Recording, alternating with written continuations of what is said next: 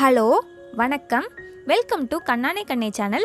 இன்றைக்கி நம்ம என்ன பார்க்க போகிறோன்னா 8 மாதங்கள் கம்ப்ளீட்டான குழந்தையிலேருந்து உண்ணக்கூடிய ஒரு அருமையான காலை மற்றும் இரவு உணவு தான் எப்படி பண்ணலான்னு பார்க்க போகிறோம். ரொம்ப சுவையாக இருக்குங்க. கண்டிப்பாக இந்த ரெசிபி பண்ணும்போது எக்ஸ்ட்ரா உங்களுக்கும் ஒரு பவுல் சேர்த்து பண்ணுவீங்க. அந்தளவுக்கு சுவையாக இருக்கும். அது மட்டும் இல்லாமல் ஹெல்தியான ரெசிபியும் வேறு. இந்த ரெசிபி பண்ணுறதுக்கு ஒரு மீடியம் சைஸ் வாழைப்பழத்தை எடுத்திருக்கேன்.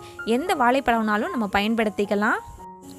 உங்கள் குழந்தைக்கு சளி தொல்லை இருந்துச்சுன்னா இதை நீங்கள் வேக வச்சு கூட நீங்கள் யூஸ் பண்ணிக்கலாம். ரொம்ப சின்ன பிள்ளைங்கன்னா இதோட விதையும் நடுவில் நீக்கிட்டு அதுக்கப்புறம் நீங்கள் சேர்த்துக்கோங்க. இப்போ இந்த வாழைப்பழத்தை நல்லா சின்ன துண்டுகளாக நான் ஒரு மிக்ஸி ஜாரில் போட்டுக்கிறேன். அதோட 1 டேபிள் ஸ்பூன் அளவு நான் துருவன தேங்காய் எடுத்துக்கிறேன்.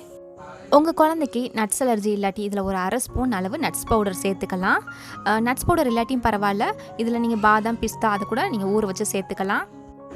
இதில் ஒரே ஒரு பேரிச்சம்பழம் கொட்டை நீக்கிட்டு சேர்த்துக்கிறேன். ஊற வச்சு சேர்த்தா இன்னமும் நல்லா அரைபடும். இப்போ இதை நல்லா அரைச்சிடலாம். தேவைப்பட்டால் 1 டேபிள் ஸ்பூன் அளவு தண்ணீர் சேர்த்துக்கலாம். நான் 1 டேபிள் ஸ்பூன் அளவு தண்ணீர் சேர்த்து இதை அரைச்சேன். இது நல்லா இப்போ ரெடி ஆயிடுச்சு. இப்போ 1 கப் அளவு தண்ணி ரெடியாக எடுத்து வச்சுக்கோங்க. இப்போது ஒரு ஸ்டவ்வில் ஒரு பாத்திரத்தை வச்சுட்டு அது சூடானதுக்கப்புறமா ஒரு 1/2 ஸ்பூன் அளவு நெய் சேர்த்துக்கலாம். நெய் நல்லா உருகட்டும். நெய் நல்லா உருகினதுக்கப்புறமா ஸ்டவ்வை ஆஃப் பண்ணிடுங்க. ஆஃப் பண்ணிவிட்டு நம்ம 1 டேபிள் ஸ்பூன் அளவு கோதுமை மாவு சேர்த்துக்கலாம்.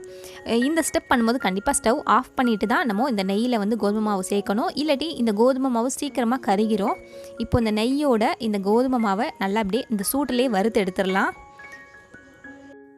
இந்த மாதிரி பண்ணும்போது நல்ல வாசனையாக இருக்கும். இப்போ நல்லா மிக்ஸ் பண்ணதுக்கு அப்புறமா இப்போது நம்ம 1 கப் அளவு இதில் தண்ணீர் சேர்த்துக்கலாம். நம்ம ஏற்கனவே எடுத்து வச்சுருந்தது. இப்போ நான் ஸ்டவ் ஆஃப் பண்ணி தான் இருக்குது. இந்த கட்டி இல்லாமல் நம்ம நல்லா மிக்ஸ் பண்ணதுக்கு அப்புறமா தான் ஸ்டவ் நம்ம ஆன் பண்ணணும். இந்த மாவு நல்லா அந்த தண்ணீரில் கரைஞ்சதுக்கு அப்புறமா நம்ம ஸ்டவ் ஆன் பண்ணிடலாம். இப்போது நம்ம இதை கைவிடாமல் கலரணும். இப்போ 2-3 நிமிஷத்துலேயே பார்த்திங்கன்னா இது கொஞ்சம் கொஞ்சமாக அப்படியே கட்டியாக ஆரம்பிக்கும். மீடியம் ஃப்ளேமில் தான் வச்சு பண்ணணும். கைவிடாமல் தொடர்ந்து கலரும் போது ஒரு 4-5 நிமிஷத்துலேயே பார்த்திங்கன்னா இது நல்லாவே இந்த பதத்துக்கு கிடச்சிரும் நமக்கு. இப்போ நம்ம ஸ்டவ் ஆஃப் பண்ணிடலாம். இது ஆற இன்னுமே இது கொஞ்சம் கட்டியாக மாறும். ஸோ இதுதான் கரெக்டான டைம். இப்போ நம்ம ஆஃப் பண்ணிடலாம். இப்போ இதை நான் ஒரு பவுலில் மாற்றிட்டேன். நம்ம ஏற்கனவே அரைச்சி வச்சுருந்தோம் பார்த்திங்களா, அந்த பேஸ்ட்டை இதில் நம்ம சேர்த்து மிக்ஸ் பண்ணிடலாம். இந்த கோதுமையோட இந்த வாழைப்பழம் பேரிச்சம்பழம் இந்த டேஸ்ட்டு பார்த்திங்கன்னா ரொம்ப சுவையாக இருக்கும். எங்கள் வீட்டில் போட்டி போட்டுட்டு இந்த உணவை நாங்கள் சாப்பிடுவோம். அவ்வளோ நல்லாயிருக்கும்.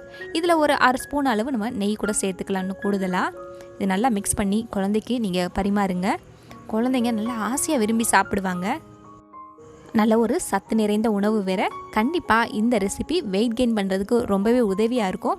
உங்கள் குழந்தைக்கு இனிப்பு சுவையெல்லாம் சாப்பிட பிடிக்கும்னா இந்த ரெசிபி கண்டிப்பாக நீங்கள் ட்ரை பண்ணி பாருங்கள்.